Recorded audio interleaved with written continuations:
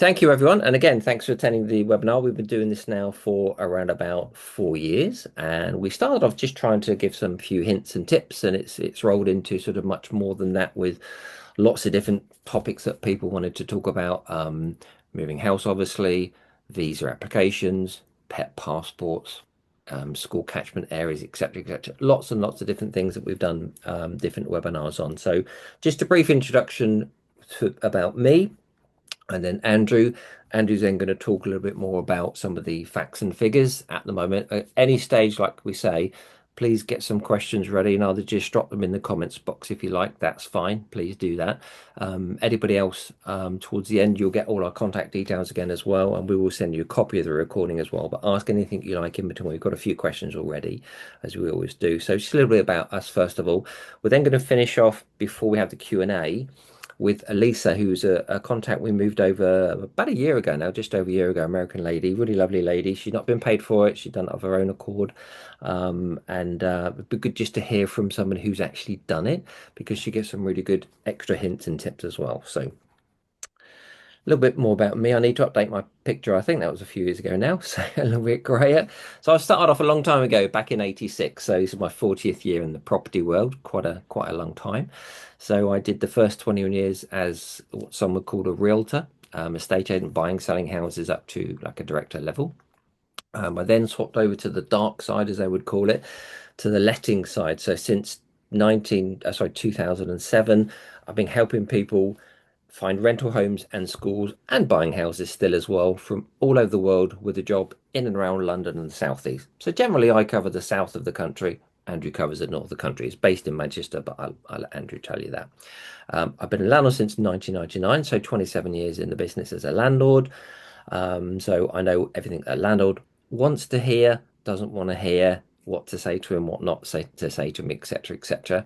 I've been a tenant on and off since 2011, so again, I know what a tenant wants to hear. I've also run a lettings and management department before, so I've spent the last 30, 40 years either being the estate agent, working with estate agents, and I still work with estate agents now. So I know how to think, how they think, and what to say, what not to say, when to say it, because like anything, we can all um, do things ourselves. If we have a garden, do you mow the lawn yourself or do you pay someone to mow the lawn? Do you have a cleaner? Do you have someone that can paint the fence, paint your bedrooms, fit the gas appliance, fit a kitchen or something like that? We're no different. We just have lots of experience. So I think over the years, I think I've come across as something like over 100,000 hours now in the property. So hopefully I know a few hints and tips that can help you. So this is a snapshot of what me and Andrew can do to help you. If you need any more detail on this as well, I'm more than happy to have like a one-to-one session with it's no charge for that again as well with anybody. But this hopefully will answer most general generic questions about what people normally ask for. But everybody's moving from a different area. Some people have children, some people have pets, some people elderly, are less able, etc., etc. So we'll try and run through as much as we can to be generic. But if you've got specific questions, just please ask. So I now pass you across some of my reviews. I'm very pleased to get over 100 reviews now, 5 star and all 5 star, which is great. All real people, they're not paid for, all genuine people that we have. And I'll hand you over to the younger, more good-looking Andrew. I think that photo was a few years ago as well. Yeah, mine, yeah. I'm certainly catching you up on the salt and pepper hairstyle. But yeah, Yeah. thank you to everyone. Well, thank you to Mark and thank you to everyone for joining. And hopefully, we can add some value in anyone thinking of moving to the UK. And we like to think we are kind of quite transparent and quite real on everything that's going on in the UK, as well as kind of costs and things like that as well. So, as Mark touched on, so I cover the north, live in Manchester, did move to Australia, but moved back kind of 17 years ago. Property as well as a job has always been a hobby for me, basically. So although it's sometimes a little bit stressful, it's yeah, I love kind of everything to do with property. So I've been helping with relocation since 2008, where I worked for a company for 5 years. Then I set up Dream Move in 2013. So I've been helping now for 13 years. People move. So at last count, we've helped over 1,000 relocations between myself, my wife who helps with the education side, and my partner Matthew as well, um, from all over the world, from all different variations of moving with families to retired to moving with three cats, two dogs, and a parrot. So we've seen and done most, but still always learning, and always different ways to adapt to making sure we act for our client to get the property for them, which is basically just part of our job. It's also making sure we advise on location, how to make it as streamlined as possible, how to kind of budget, everything to do with that. So, from a landlord perspective, bought my first property in 2004. So again, I a landlord, investor, and relocation agent. So we see kind of what's happening from a full 360 perspective. And yeah, we've got a few big changes this year, specifically in May, which I think is why we wanted to kind of do this webinar and also give an update because we speak to so many people who say, look, we're emailing agents, we're calling agents, but they're seeing, I don't know, our US address or our US number and they're just not replying to us. Um, they also, well, they do reply to us because we have a very good network established over the 15, 20 years. But again, agents are quite busy. So sometimes they don't reply to us, but it's our job. We are persistent to make sure we get hold of them by phone call, email. So yeah, that is what we do day in, day out. And I still love it. I know Mark does. There's nothing nicer than getting approved over five other people applying for the property when you're Mm. presenting a kind of a person you've built this relationship with over kind of 1, 2, 3, maybe even 6 months. So that's a little bit about me. We'll touch on the points as well, which we've done a bit of a slideshow, and I'll explain a little bit more in detail as well. Oh, not as many as you, Mark, yet, but catching hopefully. You're younger, Andrew, so Yeah. right, let me just move that out of the way so people can see that, hopefully. Yeah.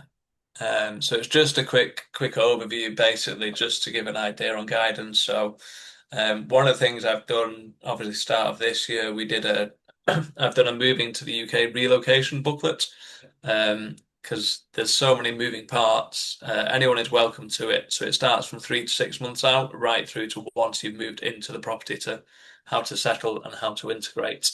Um, I think the next slide will just give you an overview on the rental market. National average rent 1320. I'll be honest, that's a little bit out for Manchester, a little bit out for London, a little bit out for most of the main cities. I think if you go up into the countryside or a bit rural, maybe. Um, but as a guide for me, three-bedroom house in a relatively nice family area in South Manchester, or West would be around about the 1750 to 2000 mark. If you're looking for one, two-bed apartments, one bed in the city would start at kind of 11 to 1200, and then going up to about 1500 for two beds. It has slowed down. I think that's a national overview. I think there's been a massive building boom in the last 5 years in the UK, and we've noticed, well, me particularly, housing hasn't slowed as much. Apartments in the city has slowed, so there is room for negotiation on that. And then, as a general guide, if the rent is 1500, generally allow 25 to 30% on top for all your utilities and services like that. Also, I suppose a good way of working out affordability is most people will spend anywhere from 30 to 40, well, 32 to 38% on their rental. So if you use 35% as a guide, if you're under that, you'll be comfortable. If you're over it, then maybe um, yeah, reconsider or have a chat with us and we can guide you in the right way. The huge rental changes are all linked to May the 1st. So it's called the Renters Reform Bill. Again, we can share the link on the chat or we can share the link if you drop us an email. But in effect, there's going to be a lot more tenant flexibility. So from May the 1st, you can basically live, well, there's no more tenancy lengths. So you could move in and then give 2 months notice and move out. So there's still some discussion on how it's exactly going to work. but there's a lot more flexibility for tenants, which is a great positive. No more no-fault evictions, so we can no longer serve as a landlord notice to say we need to move you out because we want to move someone else in. If we evict the tenants, we have to A, move in it ourselves as a landlord or sell it. Um, so there are a few key points. How to time your move correctly. So this is it's a very quick snapshot, but basically planning from 6 months out, you need to understand cost of living, how much you're going to be on in the UK if not moving without a job. If moving with a job, then obviously you'll kind of be offered what salary, and the sports and leisure facilities if moving yourselves and you're into tennis or with family and things as well. So 3 to 6 months. This is often what people get tripped up on, how long things take, and the documentation, because it can take quite a while. 2 to 3 months out, housing requirements, initial searches. You'll notice in May, things will start coming on 2 months before you physically move, which will help us. At the minute, it's about 4 to 6 weeks. Schooling requirements, again, all very different to quite a bit of the world.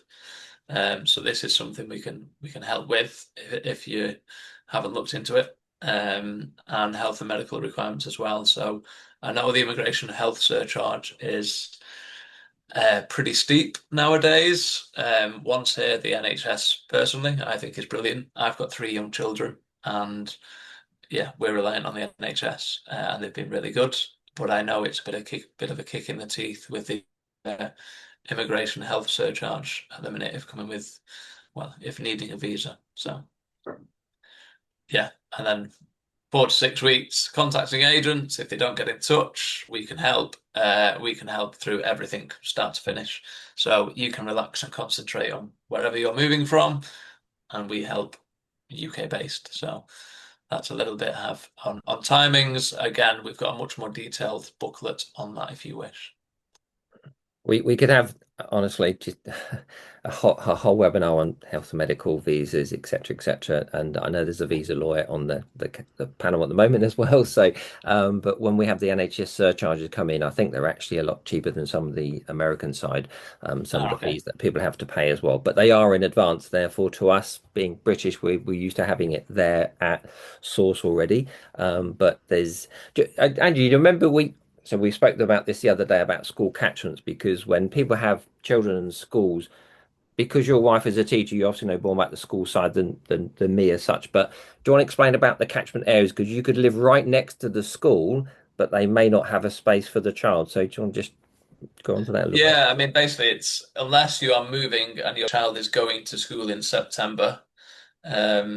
Yeah, to be honest, it's closed now anyway because you have to apply by January for that September. You do what's called an in-year application, and that in-year application goes to the council, and the council will decide what school your child or children go to. And it's the school with nearest availability. So although you may be near one school, which is Ofsted outstanding, if that is full, you are going to get offered a different school. So, as a view from myself, and I think from Mark, we always say, look, don't put all your eggs in one basket on that one school. We need a good property with 4 good schools near it, with the chances of if school one is full, and school two is full, the chances are school three has got availability. So, you need to spread your risk.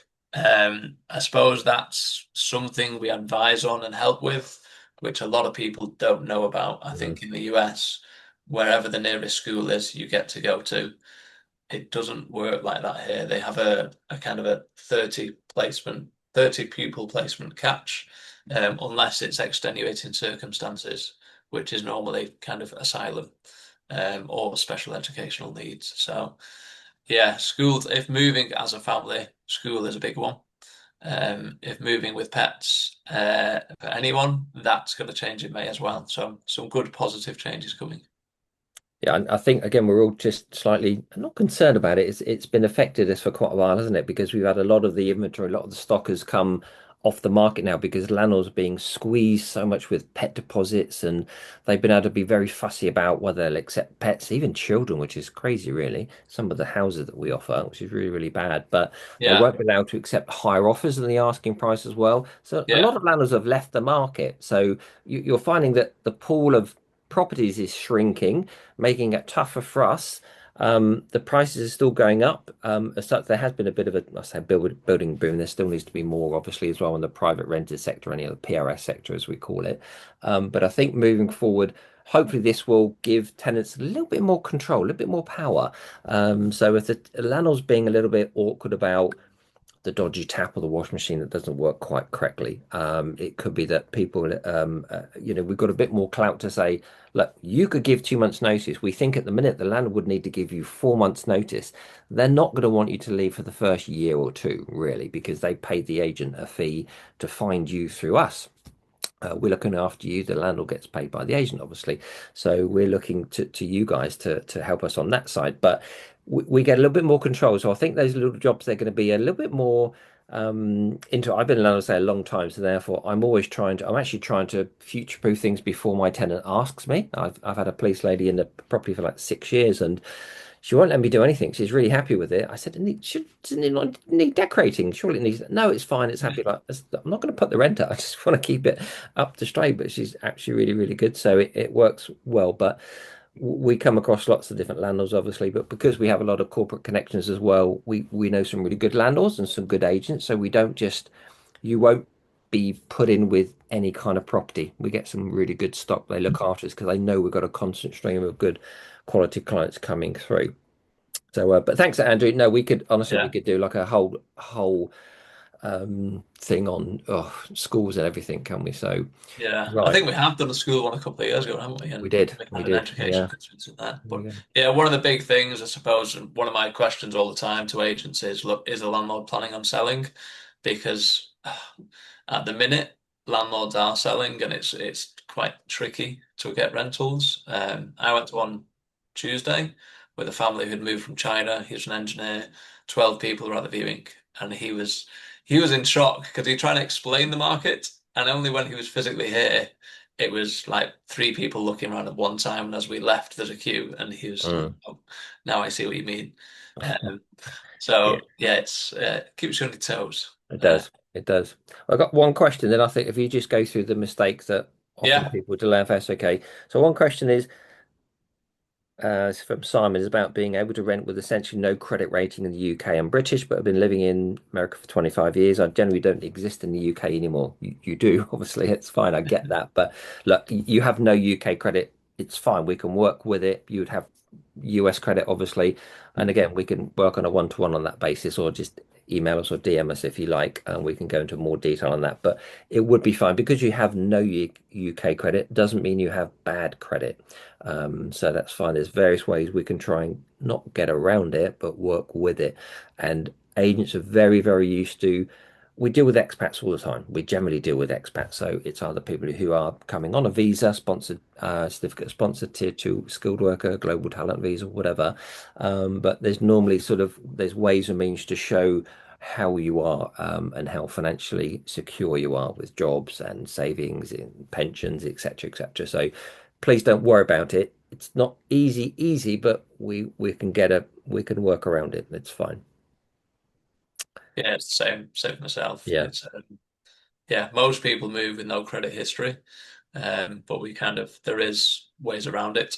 Um, and if moving with a job with no credit history, then it definitely makes it a lot easier as well. So yeah, um, I'll touch. Carrie's asked a question as well, so I'll yeah, answer that in a minute. I'll just touch on yeah. the mistake. So I suppose timing and incorrect paperwork. We don't. I mean, we know visa and immigration agents. Um, I'm more than happy to recommend them. I know when people are moving, there's so many spinning plates, whether it's household goods, pet relocation, visas. So we can, if we don't know the answer, we're pretty much sure we know someone who will. But these are the common mistakes. So just, I'm sure people have done their research, but paperwork and timing uh, can often kind of kick in, and they want to move in the summer and they move at Christmas and they missed kind of the time of year they wanted to move. rental competition. I know I just touched on that previously, so Mm. I won't kind of bore you. Shipping and logistic. Oh, bit of a spelling error there. Sorry. Logistic dealies. Yeah, I know a lot of people at the minute, so they're projected kind of 5 to 6 weeks if shipping from Dubai or shipping from wherever, and it's turned out to 8 to 10 weeks. So it's just checking in on with your shipping. I don't know, maybe put an Apple tag in so you can track where it is, because I know the shipping companies don't keep you up to date too well. And educational assumptions. So again, touched on that UK schooling and how it works, but I can talk about that for hours. So I won't bore you. My wife's a teacher and has been a teacher for 15 years. So if you don't want to speak to me, my wife will kind of give you the lowdown on everything to do with education as well. Mm. That's great. I was just going to chip in with Christine and Carrie with the visa situation. So we can't help with the visas ourselves, but we have a very, very great solicitor who is a dual citizen, British and US. If you can email us separately directly, I can put you guys in touch with each other, be able to assist very, very well, at least to tell you exactly what to do. We want to make sure we don't touch visas. We cannot touch it. We know all about houses and schools and pets and things like this, but with visas, you've got to be obviously 100% accurate with that. So we can assist you by recommending someone to you. So that's all good. That's good. I think Uh, they do an initial consultation as well, don't they, Mark? So yeah, they're yeah. quite, So yeah, they're quite yeah. open and say, look, this, well, they give good guidance basically. Yeah. Well, like all these things that when everybody's everybody's different, right? In how they look for moving. Do they do lots of research beforehand? Do they do 2 years ahead? I've got a lady, American lady that I spoke to in October last year, and she was thinking of moving in summer 2027. And I said, just double checking, definitely 27. It's like a year and a half. Yeah, we're not ready for that yet. I said, that's fine. Still had a conversation with her one to one. Really nice lady. 2 months later, she came out to me and say, "We got to go up. We've got to come over earlier." So they're now coming over this summer, and I'm going to start dealing with her from next month, effectively, because they just can't wait to get out for lots of different reasons, apparently. So, but she's a British lady coming back to England as well with her husband, who's American. So different issues, different problems. But again, we just look. Everybody's different. We have to try and be malleable and work with those people because we are a one-to-one white glove service. Okay, so there's me and Andrew effectively covers the north, I cover the south, but you will be probably dominant with us day in, day out. You're not going to be put over to like 5 or 10 other different people with very small businesses, but you are very much a one-to-one. So at least people, it's nice to know you're getting them as well. So, um, I think we stay in right. touch with most, don't we, Mark? I'm Sorry. going out for a coffee. I think we stay in touch with most. I'm going for a coffee with Gail Yeah, and Eugene, who moved over we from do. No, Cape it's nice to grab a coffee and a beer, and I've Yeah. even moved people. I moved some people into London the other day, a Brazilian lady who was in the film industry, and I just moved some Canadians into a very similar area within literally a few hundred yards away. The coincidences are incredible, and I moved him in on Tuesday, and I was talking to him about he likes to fly small planes, and I thought there's an airfield to me, like a lawn airfield, I should say. It's about 10 minutes away, called White Waltham. And I thought I won't mention it. He's never going to know it. He's come from Vancouver. He said to me, "Oh, I hear there's an airfield called White Waltham." I said, "That's about 10 minutes from my house." The logistics are crazy how he's come all this way. So we're going to grab a coffee or a beer in and around there. Not sure if I want to go up in the plane at the moment, but it's just nice that we can. I'm going to set those guys up. The lady from Brazil, who used to work for uh, a big studio, film studio. I can't say who they are, obviously, but the main character is a big mouse, so you'd work out who it is. But it's just really nice that you can put people in touch with each other. That maybe at least they don't have to be best friends, right? But at least you know someone else has been ahead of you 3 or 6 months, and they can help with some of the things that we can't think of not being an expat as well. So. Um, Right, our next slide is going to be, now this is going to be had a sneak preview there of Elisa. So Elisa is the lady I moved to Battersea in London last year. Now, I'll let you guys read this yourselves here. But she'd been to London several times. She knew exactly where she wanted. She wanted to live in one road in London. There's a very long road. There's lots of houses off of this one, okay? But she told me where she wanted to be. We found a property better than she thought, opposite Battersea Park, lovely location, really modern, really near a hotel, service accommodation, concierge, etc. Really, really good. Very nice, hardwood fittings everywhere, and she absolutely loved it.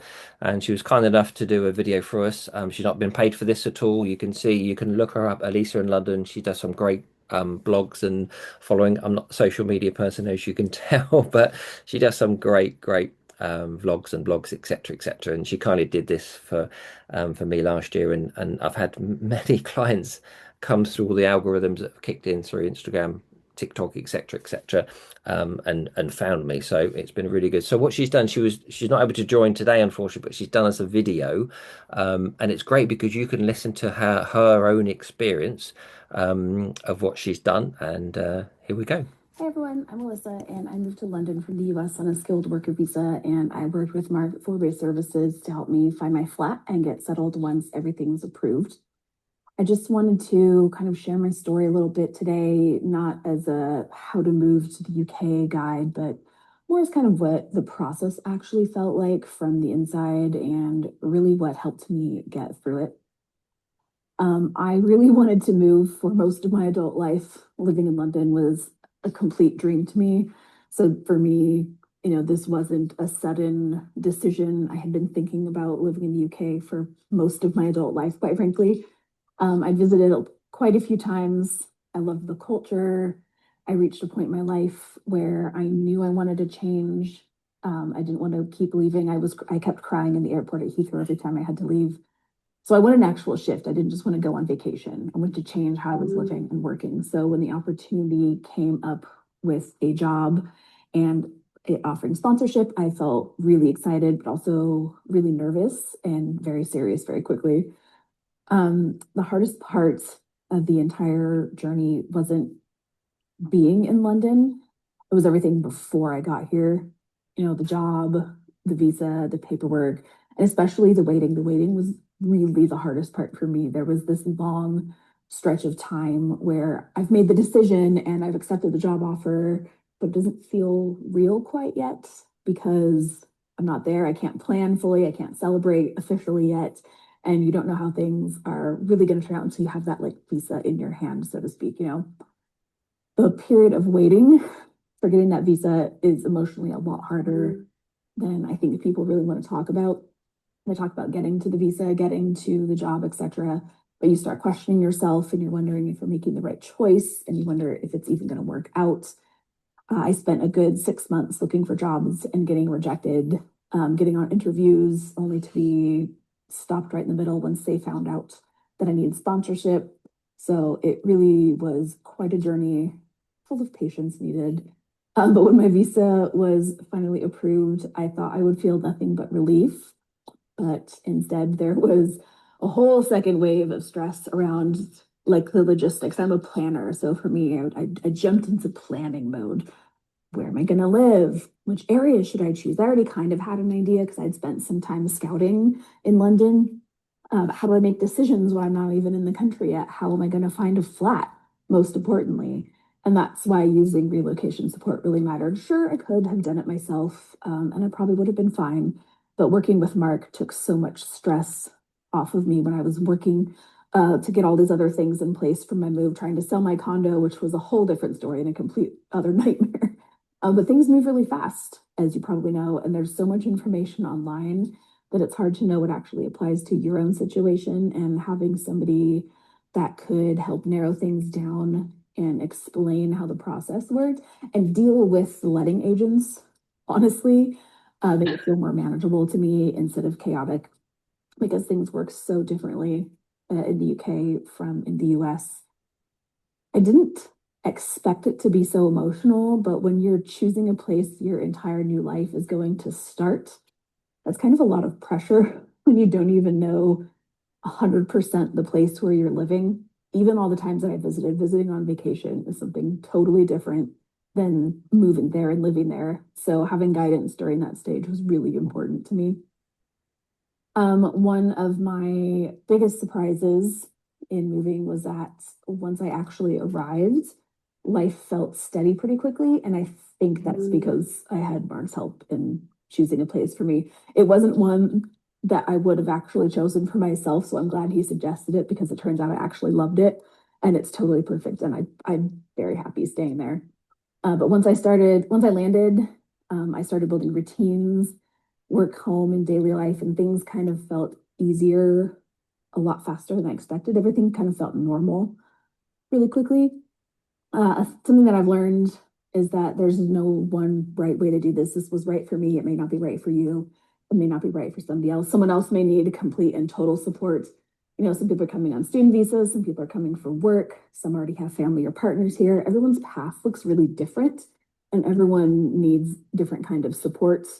Like I said, even though I'm very admin minded, because that's my job, I still found this very beneficial because it's a big move. It's a really big move. So if you're in the middle of the process, the biggest thing I'd say is um, you don't need to have it figured all out at once.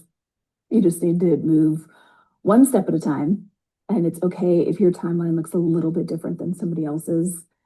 And it's okay if you need help with some parts and not others. I post a lot on TikTok about my move, and I get numerous comments from people being like, "Oh, I could have done it all by myself." Sure, I could have done it all by myself too, but it made it a lot easier on me and it made me more confident in the choice that I had. So for me, what made this move work wasn't rushing or forcing it or guessing. It was preparation and it was patience and it was getting help when I needed it. When I realized I would be much better off not doing this part alone. And that can be hard for someone who is very self sufficient and independent like me. But I'm really grateful that I did have that support at the point where things became real. When I had that visa that was coming, not quite there yet, but I needed to land well and build a life here. So that made the difference between feeling lost and feeling settled at a time where the visa kind of felt unsettled because it was taking quite a while. The whole journey, honestly, really taught me that moving countries isn't just about logistics. It can be really emotional, it can be uncertain. It definitely requires a lot of trust in yourself, for sure. So I just wanted to share that my story might look different from yours, but it's not special. It's not special. I think it's normal to feel unsure, overwhelmed, and excited all at the same time. But if hearing my experience helped anybody else feel maybe a little less alone in their own process, then I'm glad that I shared it. And even if yours looks really different, maybe there's, I don't know, one or two little things that you could take from my story. And if you're already on the path, if you're in the middle, or you're further down the road and you need help with one piece or many pieces, that's okay too. There's really genuinely no one right way to do this. That was even better than I remember as well. So that's really Yeah. it was really great. Some great advice there. She's such a nice lady. She really is, as you say, and as you can see, she moved from Seattle, West Coast, and she's been to London several times. And she's very much a positive person as well. But please, I encourage you to log on or what you do with her email address or Instagram account, is it? Because she's so super helpful. She's a Chelsea football fan now as well. She posts lots of things about football. She travels around with them as well, so it's crazy the amount of traveling she does. But that's really good to have a passion for that as well. I'm not sure if she supported them before or not, but it's really good to have it. So. And I just been told someone in the chat from Seattle apparently. So there we go. But as you said, everybody's on a different journey. You're either super organized this way. It's a structured move. It's an unplanned move. It's any number of different things. And whether you're on the beginning, middle, or the end of the journey, any one of us can help. We can help with so many different things. Our main thing is housing and schooling, obviously, as well. But we can help people finding with homes, sorry, with insurances, um, council tax, utility bills, etc., etc. That's really, really good. Any that number of these different things. There's somebody that can help you with cars as well, even pet flights as well. We've got people that, again, we're not sponsored by anybody with this, but they've arranged like pet flights and people coming over as well with their dogs and cats and their fur babies. So they're very, very positive. But no, it's really good just to hear it from somebody as well. So hopefully you guys have that. Is there any more questions from anybody else at the moment? We use conscious. We always try to keep it to around about 45 minutes because people have lives, right? And we want to make sure that you're all in very different time zones as well. So any other questions at the moment from anybody? I think one thing I picked up on, Mark, I've never seen Alicia's video, so and I've heard a lot about it, but it's timing is key because I've had people who've arrived and being in hotels for a week and Yeah. then going, hey, we need help. And we're like, look, we can still help, but the amount you're going to spend in hotels, like if we know 1 to 2 months before, Yeah. for me, I like to have the property secured. So you land at the airport, you go to the property, and we've sometimes even got furniture equipment and put it all in for you. We can do it down to teaspoons and stuff like that. So yeah, just something to keep in mind because hotel costs can go up pretty quickly and stress can go up pretty quickly. If you land in the Yeah. UK and don't have a place to live and you're kind of leaking money on kind of food and drink and restaurants and hotel costs. So even if it's just a quick consultation, it's yeah, I mean, I'm probably the worst salesman in the world. Could I have a chat and say, look, I'll leave it with you. Keep in touch, and if we can help, brilliant. If we can't, I'll wish you luck and yeah, hope you have a good time in the UK, basically. Yeah. Yeah, Thanks again, everyone. Anything else to add? Any other questions I have any a last minute question. questions? I don't know if you can hear me. Yeah, Carrie, yeah, Yeah. we can hear you, Carrie. Yeah. Hi. Hi, thank you. Thank you for doing this. This has been extremely helpful. Good. I want to say, well, first off, I want to say Alyssa's testimony was helpful as someone from the US that has made their way over to London and actually hearing somebody, an actual person, Yep. speak about it and tell, the honest side of it. My question is, obviously I mentioned in the chat, I don't have haven't secured the job or the visa. So I obviously once that part comes, then I would be reaching out and looking for, because it sounds like obviously things would move fast. So it would all depend on when does the job want me to, when would the job want me to start? How much time would I have, in between that? So I guess I won't know all that until I have more of that information. I think, yeah, Carrie, it's really hard. One thing I will say to you, everybody's time scales change because jobs change, certificate sponsorship Exactly. changing. So you might say, hey, we think it's going to be 3, 4, 6 months. It may well be, maybe quicker. Tends to go a little bit longer because of bureaucracy and sponsorship visas and things like this and job Mhm. offers and cleaning out houses at home and things like this. So it can be very different. But as long as in general, I cover the south of England for Simon, it's asking which email address should we use. I covered London and the south of England. Andrew covers Manchester and the north of England, very generally. But yeah, your timescales, even if you wanted to have a conversation with us to say, look, hey, I think my move's going to be roughly this time. Okay, do you have a rough time at the minute, approximately? Well, I'm hoping in the next, certainly before the end of the year. So I'm Okay, hoping fine. within, Okay, the next six yeah. months Okay, or yeah, so. It again, yeah. it's all factored on a lot of things. I'm Got you. finding that applying from here, they could be, I've heard people say like because you're applying with your address from the US, Yep. is that a factor in them possibly not, kind of denying you, not denying Yes, you, but not I know. not Yeah. going further. Yeah, well, if they've got to sponsor you again as well, then yeah, there's a Exactly. cost involved in that, and that could be, Yeah. several thousand. Obviously, is what I get that. No, I do get that. I would always say, look, even if it's like 6, 12 months, we're more than happy to have a conversation because we can at least help people steer them. You might be steering in the wrong direction. We can maybe keep you on track, and even Right. if that track changes again, we have people all the time with that.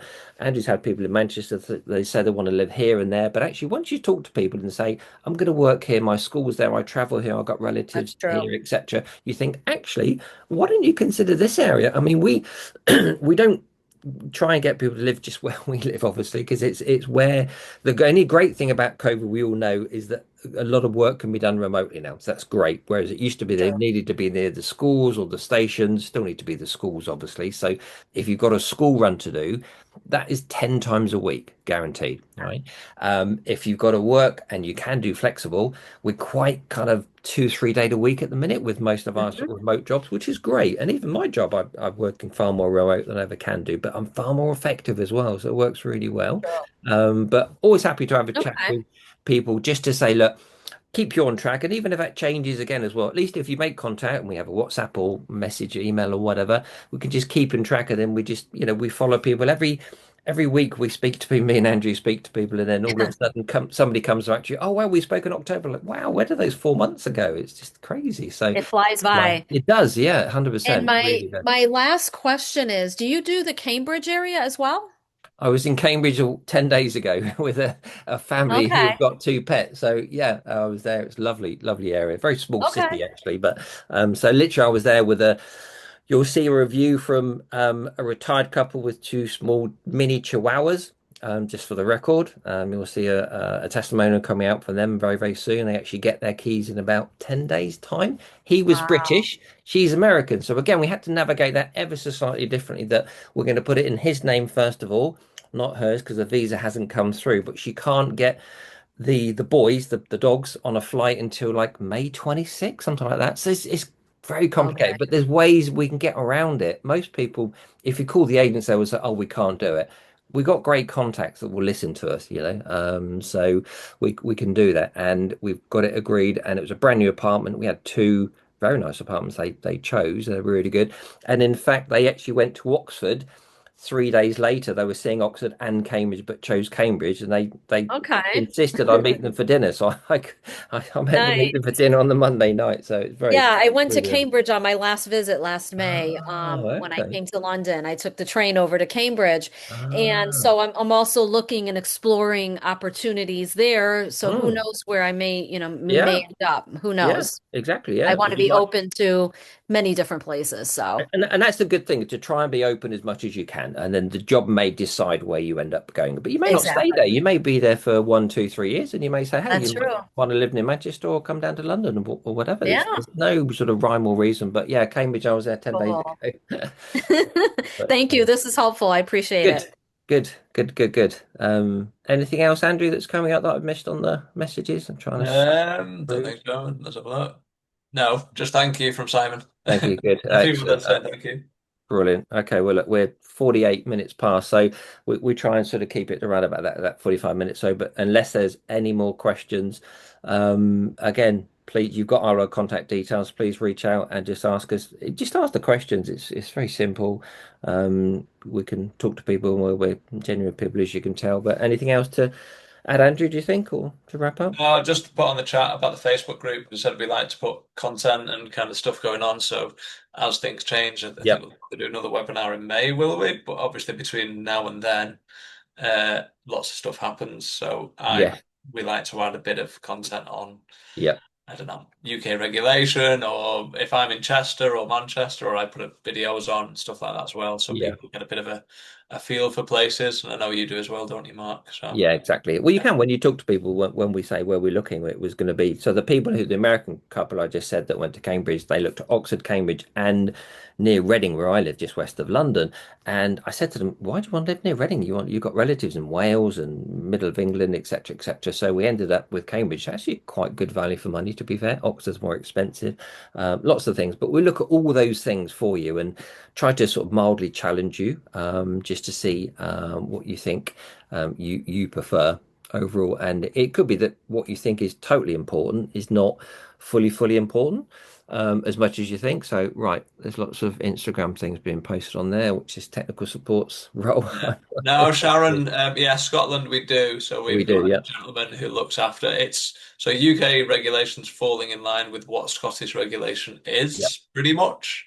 Hmm. But we've got again, it's a sole point of contact. They look after you through the whole Yeah. process. Hmm. Um, just yeah, we know the Scottish regulation, but it's better to have someone local. I think he's between Edinburgh and Glasgow. Yeah, we've got someone in Ireland as well, but Yeah. me and Andrew still facilitate it effectively. But we've got a local person in there that we need to use. So, but yeah, we didn't put that. We've had a few people looking to move all over, really. So, but there we go. Anything else at all, or Sam's asking how do you get paid from all this? right, yeah. So we asked for a fee from you guys, which we're happy to talk about on a one-to-one with you, but it's based on sort of what your budget is, where you're looking, etc., etc. But imagine we're like your real estate agent looking after you one-to-one all the way through. So rather than the estate agent pays, the landlord pays the estate agent. We always talk to you for free initially, first of all, and it's like anything. you can do this yourself. As Elisa said, you can do this yourself. You do need to spend quite a few hours on this, and generally per day as well. So our jobs, me and Andrew's jobs, is unfortunately speaking to estate agents every day, meeting them, viewing with them, negotiating with them. That's what we do. So it's not easy even for us. So when we deal with people who've tried it, most people come to us, they've tried it themselves and realize how hard it is. And it's fine, but it's no different, like I said, to cutting your own grass or having a cleaner, etc., etc. You can do these things yourself, but do you feel we're value for money? Hopefully you think we're value for money. If you do, then great. But we always talk to people first of all and say, look, this is how we work. This, if you think this is fair and reasonable, we try to be. We're small businesses, we're not big corporations as such, but you will get one-to-one response, hence all those good reviews we're getting as well. So oh, the Isle of Isle Man. of Yeah, we Man, never been to the Martin, island. that would be Yeah. great. I've sailed Yeah. past the Isle of Man once to Belfast. Oh, Um, okay. I don't know much, so if you're on the Okay. island, yes, it would be a good contact to have, I think, for us both. Yeah, definitely. Yeah, I think we need to have a chat with Martin. I Yeah. think Martin does Link Independent as well, so he helps with a lot of the finance stuff. Oh, okay. Right. I know it now. Right. Yeah. Sharon's got British passports. Brilliant. Excellent. It always helps. It's still it should have stopped over, Andrew. There you go. You've been told off there. Sharon, buying a home. So yeah, I mean, Sharon, look, I was an agent for 21 years before and the last 18, 19 doing this. So I still end up, so I've got two people buying, I've got buying searches for currently, one American lady buying a brand new apartment near the Olympic Stadium in Stratford.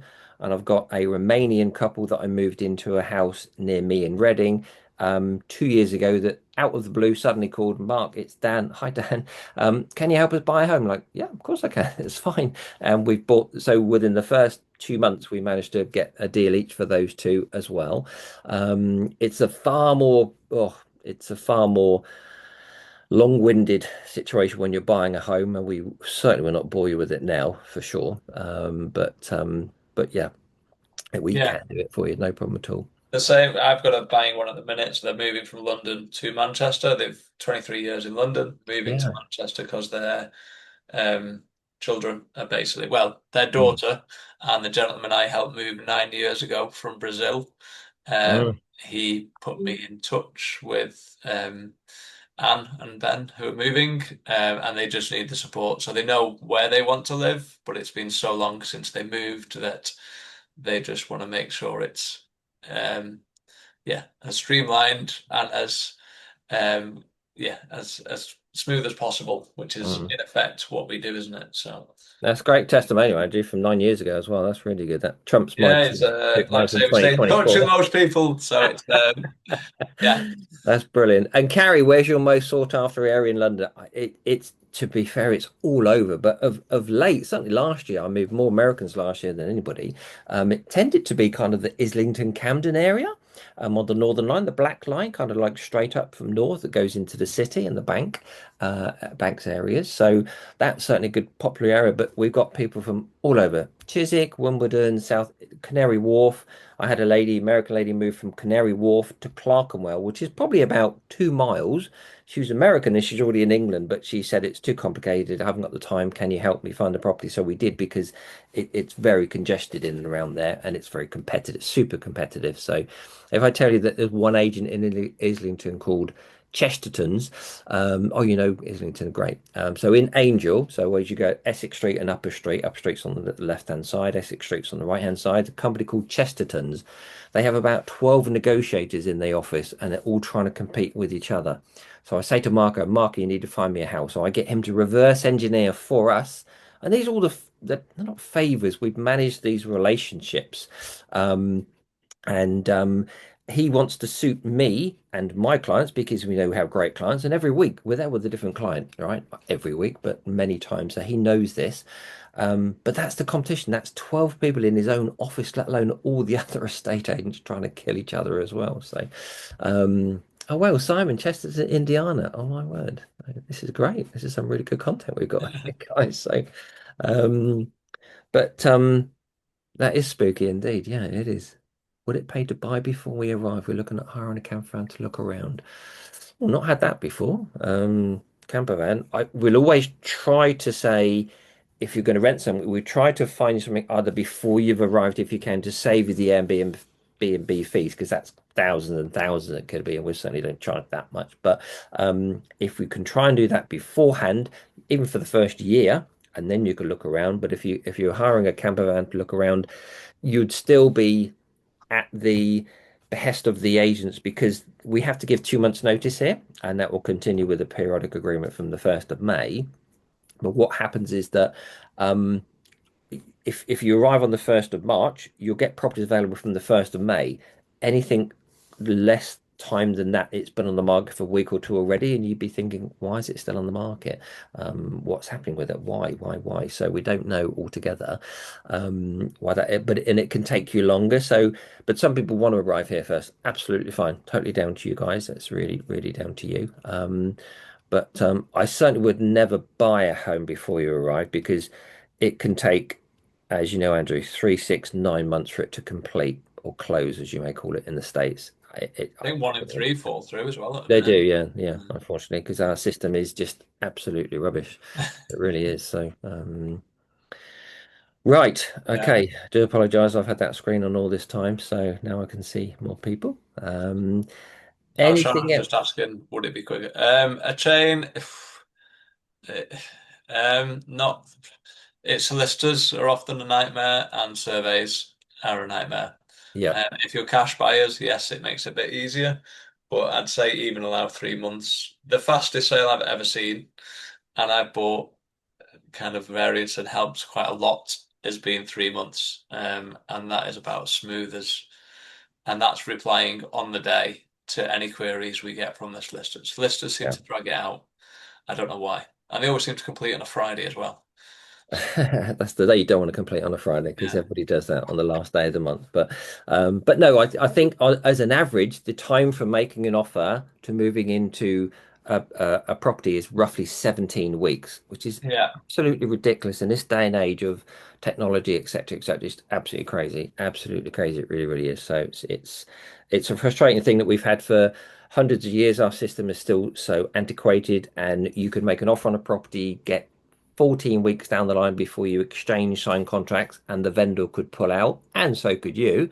And there's no recompense at all. Any money you spent is from either side. So it's hard for people to get their head around, and even for us. But it's a rubbish system, but it's the only one we have, unfortunately, until they do change. So yeah.